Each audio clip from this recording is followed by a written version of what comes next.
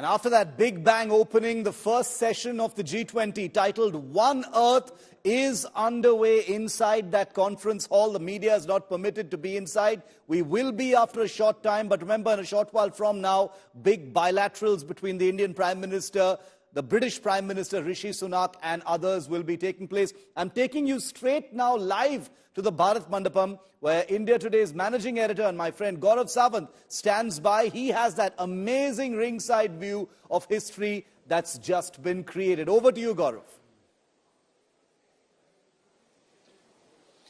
Shiv, thank you very much. And this is India's moment here at the G20. The African Union, a part of the G20, and this is a major development. India constantly was pushing for this. India, remember, had the African Union leadership, the leadership summit. 125 leaders were here in the national capital in India, and the effort was to ensure that when you talk of development, the developing world is taken along the developed world, and that is where India was campaigning for the African Union to be a part of the G20.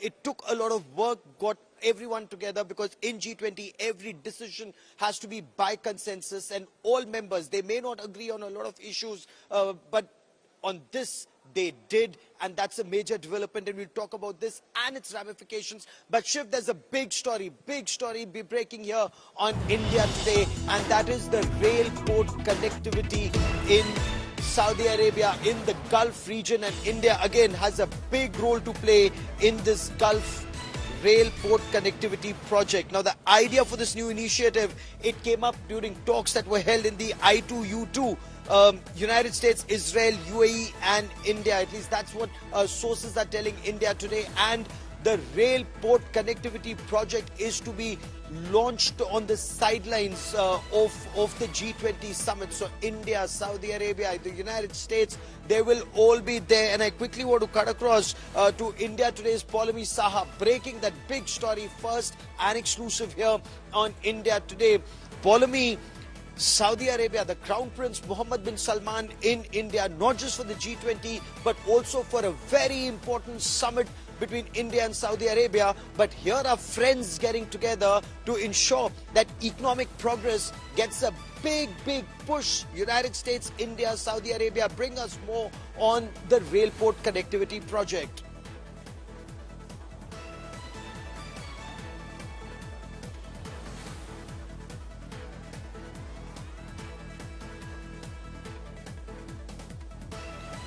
Give me a moment, we will reestablish this link with Paulami in just a moment. So this idea of connecting the region through railways is extremely important. The Biden administration, we are told, moved for this idea to include Saudi Arabia's participation in this, the US, Saudi Arabia, India on the rail port project. Now, we'll get you more on the story as the day progresses. Around 5 this evening, there's a major meeting of that and an announcement. But I also want to now move to the other big story. And the other big story is the African Union being a part of the G20. Why is this important? This is extremely important because when you talk about development, it's not just the 20 most powerful economies of the world getting together and discussing the way to move forward. It is extremely important to take the developing world along. And the African Union wanted to be a part of the G20. India pushed for it. It's happening during India's presidency. This is where India aspired, or Bharat, as you saw, the country tag when Prime Minister Narendra Modi was speaking, that country tag read Bharat. India has been pushing for it constantly to be the bridge between the developing world and the developed world, between the global north and the global south. All the pain of modernization shouldn't be borne by the developing countries. At least that has been India's effort. Developed world needs to come together. They need to do a lot more. That's been India's effort throughout. And this is where African Union being a part of this becomes very important. I also want to for a moment talk about the body language. Now, dot at 9:20, it was almost like clockwork precision. We are showing you images of world leaders as they walked in at this Bharat Mandapam at 9:20 this morning.